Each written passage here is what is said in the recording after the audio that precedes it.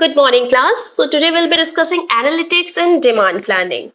So, basically, we will be discussing what is the role of data analytics in planning the demand, in forecasting the demand.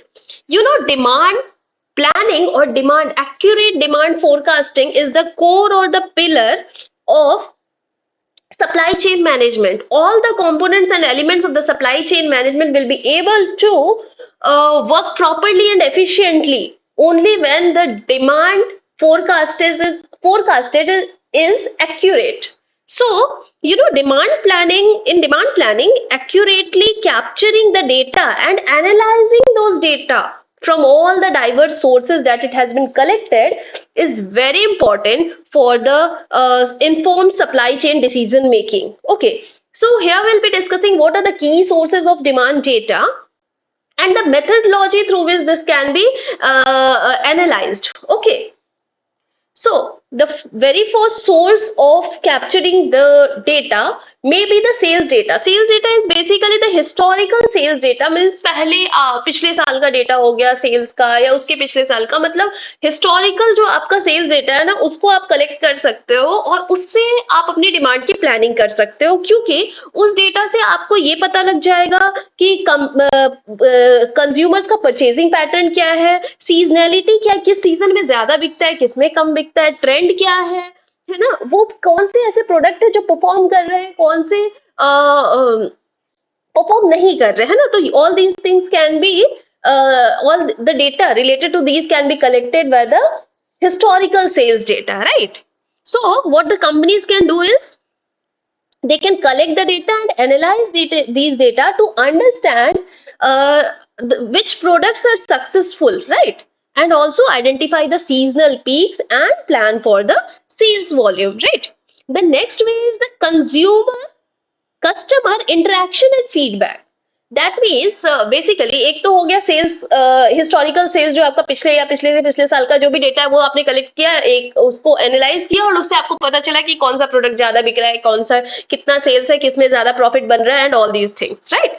उसके बाद दूसरा तरीका ये हो सकता है कि आप कस्टमर से फीडबैक लो, या तो फीडबैक फॉर्म फिल करवाओ या फिर सोशल मीडिया से कलेक्ट करो या फिर किसी भी तरह का इंटरव्यू, जिससे आपको उनकी एक्सपेक्टेशन का पता लगे, कस्टमर सेटिस्फाई हो रहे हैं या नहीं हो रहे, कस्टमर की लॉयल्टी कितनी है उस प्रोडक्ट के टुवर्ड्स, ये सारी चीज जो क्वालिटेटिव डेटा होगा, है ना, जो क्वांटिटी वाइज नहीं कलेक्ट हो सकता है, क्वालिटेटिव डेटा उसको आप कलेक्ट कर सकते हो through customer interaction and feedback. Okay, and इससे क्या होगा, इसका फायदा क्या है, अगर आप क्वालिटेटिव डेटा कलेक्ट करते हो तो इससे आपको कस्टमर्स का जो है ना एक्सपेक्टेशंस और एक्सपीरियंस, उनको कैसा लग रहा है उस प्रोडक्ट को यूज करके, all these things can be captured और फिर आप अकॉर्डिंगली अपने जो है प्रोडक्ट को री इन्वेंट या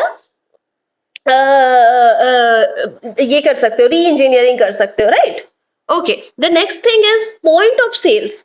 जब आप ट्रांजेक्शन कर रहे हो at that very moment the real data is being collected, उसी को तो कहते हैं पॉइंट ऑफ सेल्स डेटा, ठीक है? तो आप जब ट्रांजेक्शन कर रहे हो तो द डेटा कलेक्टेड, लाइक कौन सा प्रोडक्ट आपने खरीदा, what is the quantity you have purchased and all these data, so this is what is called as point of sales. तो उस समय ये सारे डेटा कलेक्ट होते हैं और इस डेटा से आप कंपनी क्या कर सकता है, शॉर्ट टर्म ट्रेंड निकाल सकता है. इट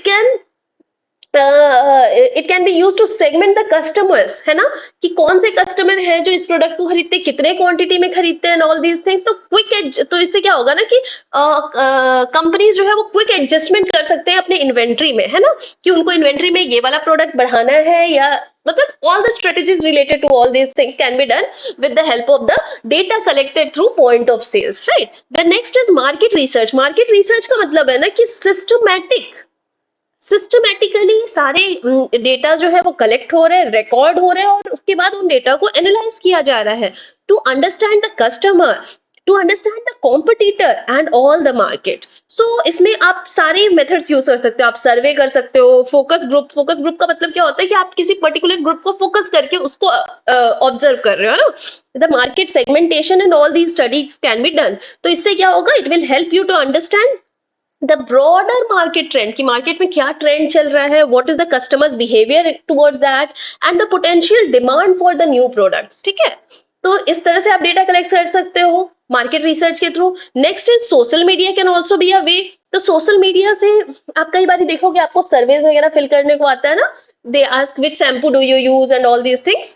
तो social media is also a platform, okay, to capture your online behaviour. Okay, okay, तो इससे भी आपका customer interest, trend and sentiments जो है वो कलेक्ट होते हैं, और उसके बाद इस डेटा को एनालाइज किया जाता है, ठीक है, through and data, these data can be analyzed and it can help in forecasting the demand based on the customer interest level and the changes in preferences, कि उनके प्रेफरेंस में क्या चेंज आ रहा है, क्योंकि आपको पता है ना कस्टमर्स बहुत ज्यादा ट्रेंडी चीजों को लेते, ट्रेंड में रहते हैं, तो दीज थिंग्स जो कि बहुत फ्रीक्वेंटली चेंज होता है या बहुत ट्रेंड के साथ चलता है, those things can be captured through social media and online these tools. Okay, the next is economic and demographic data. So economic data का मतलब होता है, या डेमोग्राफिक डेटा का मतलब जेंडर से रिलेटेड, या जीडीपी ग्रोथ, या एम्प्लॉयमेंट से रिलेटेड, या फिर मतलब